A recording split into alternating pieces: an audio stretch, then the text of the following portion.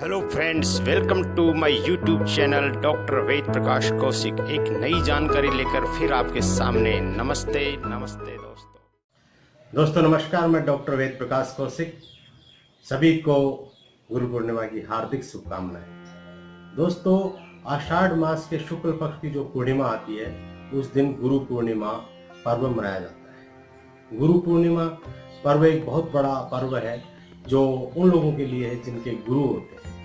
जीवन में गुरु का होना बहुत ही जरूरी है। गुरु के लिए कहा है, गुरु ब्रह्मा गुरु विष्णु गुरुदेव महेश्वर है, गुरु साक्षात परब्रह्म तस्मै श्री गुरुवे नमः। गुरु हमारे जीवन में इतना महत्वपूर्ण स्थान रखता है। आयुर्वेद शास्त्रों में तो सदियों से इसका वर्णन किया गया है। ब्रह्मा जी ने जब आयुर्वेद का ज्ञान प्राप्त किया, यानी आयुर्वेद को उत्पन्न किया, तब उन्होंने अपने पुत्र दक्ष प्रजापति को दिया। दक्ष प्रजापति ने अश्विनी कुमारों को दिया, अश्विनी कुमारों ने इंद्र को दिया, इंद्र ने फिर ऋषियों को दिया, और ऋषियों ने वो परंपरा अपने शिष्यों को परंपरागत रूप से आयुर्वेद का ज्ञान लोगों को दिया। अपना ज्ञान अपने शिष्य को देना एक परंपरा रही है।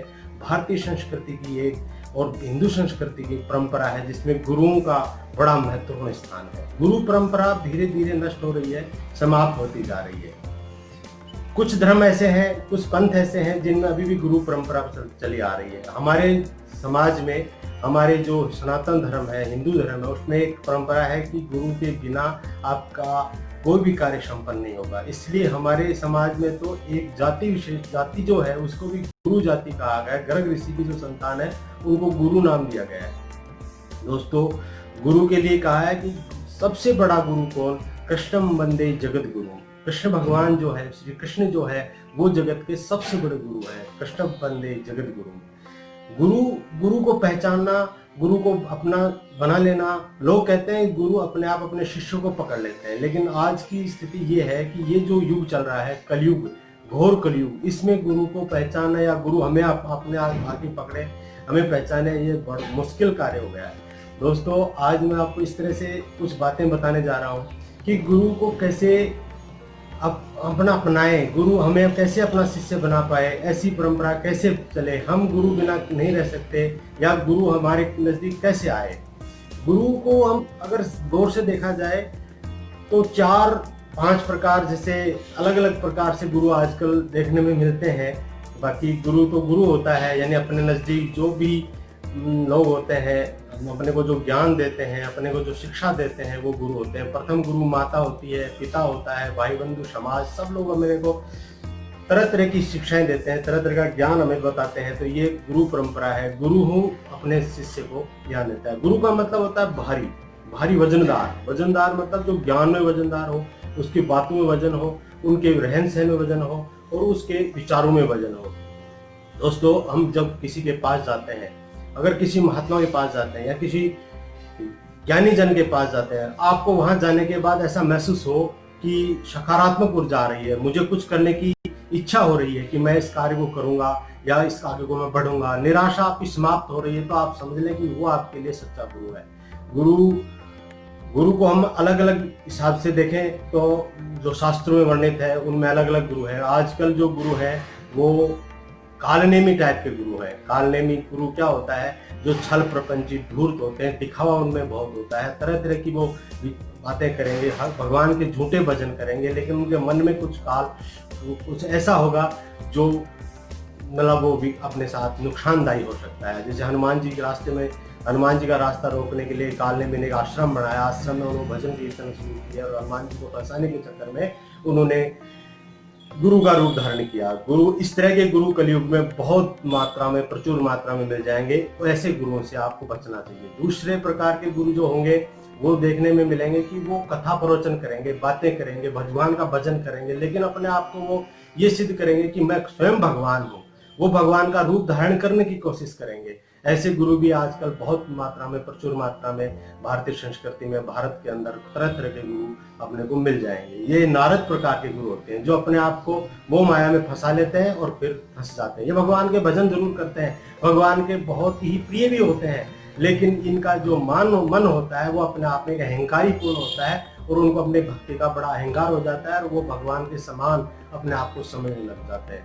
अगला गुरु देखेंगे अपन, इस तरह के गुरु भी हम मिलेंगे मतलब भारत वर्ष में जो हमें लक्ष्य की ओर ले जाते हैं, लक्ष्य को प्राप्त कराने के लिए भगवान का स्मरण करवाते हैं, हमें भगवान से मिलाते हैं, भगवान की ओर ले जाते हैं, हमें हमारे लक्ष्य को प्राप्त करने के लिए वो रात दिन मेहनत करते हैं, उस टाइप के, जैसे उसको कहेंगे लक्ष्मण। लक्ष्मण जो होता है वो भी एक तरह का ऐसा गुरु है जो हमें लक्ष्य की ओर ले जाता है, हमारा मन जो है वो लक्ष्य की ओर ले जाता है। ऐसे ही अगला गुरु हम मानेंगे जो बिल्कुल भगवान जिनके अंदर रहते हैं और वो आपको मंत्र देंगे। गुरु ऐसा मंत्र दे देगा, वो कुछ अपने आप कुछ नहीं करेगा, आपको ही वो आपको ऐसा मंत्र देगा जो आपको आगे पहुंचा देगा, आपको उन्नति की ओर, आपको लक्ष्य की ओर पहुंचा देगा। जब दोस्तों हनुमान जी के लिए ऐसा कह सकते हैं कि वो ऐसे गुरु हैं जो हमें मंत्र देते हैं। सुग्रीव को भी उन्होंने मंत्र दिया और राम को मिला दिया, राजपद दे भी दिया। विभीषण को भी उन्होंने मंत्र दिया और उनको लंकापति बना दिया। ऐसा हनुमान जी जैसा गुरु हमें जीवन में मिले, हनुमान जी को हम अपन गुरु बना सकते हैं। इसके बाद में दोस्तों एक ऐसे गुरु होते हैं जो स्वयं भगवान होते हैं, कृष्णम वंदे जगत गुरु, जो बिल्कुल अपने आप को जानते हैं। दोस्तों हम जब अपने आप को देखते हैं, किसी गुरु से मिलते हैं या परमात्मा से मिलते हैं, यानी गुरु को लिए कहा जाता है गुरु गोविंद दो खड़े कांके लागू पाए, भले हरि गुरु आपने गोविंद दियो बताए। यानी गुरु जी वो होता है जो अपने को गोविंद की ओर ले जाता है, हमें जानने के लिए प्रेरित होता है। लेकिन हमारे अंदर एक ऐसा अहंकार होता है कि हम उसको पहचान नहीं पाते, क्योंकि हम कई बार सोचते हैं कि हम जो है वही गुरु है। सो अहम, ऐसा शास्त्रों में कहा है कि सो अहम, कि मैं जैसे आप हो वैसा ही मैं हूँ। लेकिन फिर धीरे धीरे लगता है कि ये तो बड़े हैं, अपने से ऊंचे हैं, तो मैं तो उसका दास हूँ, तो लगता है दासो अहम, सो अहम, फिर दासो अहम, कि मैं इसका दास हूँ। फिर धीरे लगता है कि ये किसी की पूजा कर रहे हैं, मैं इनकी पूजा कर रहा हूँ, ये किसी और की पूरा कर रहे हैं, तो मैं दासो अहम, यानी दास के भी दास हूँ, दास का भी दास हूँ। दोस्तों ऐसे ही हमारा शरीर है, शरीर में भी जैसे हम गौर से देखेंगे तो पहले लगता है कि हमारा शरीर ही हम है, हम शरीर से जो दिखता है, इंद्रियां हैं, वो ही हमारा शरीर है। और इसके बाद धीरे धीरे पता चलता है कि हम तो मन के वशीभूत हैं, यानी शरीर का दास मन है, मन का दास शरीर है, और शरीर किसका दास, मन किसका दास है, आत्मा का दास है। तो सोहम दासोहम, तो दास दासोहम, ऐसे हम जब पता चलता है पूर्ण रूप से, गुरु हमें बता देता है कि आप मेरे जैसे हैं, या मन जैसे हैं, या फिर परमात्मा जैसे हैं। यानी परमात्मा को मिलाने का काम गुरु करता है। जो कहा है गुरु गुणों की खान है, गुरु करे कल्याण, जिनको गुरु नाय मिले वो नर पशु समान। दोस्तों अपने आप को जानने के लिए, अपने आप को पहचानने के लिए एक बहुत ही बड़ी परंपरा है, बहुत ही अच्छा तरीका है सहज योग।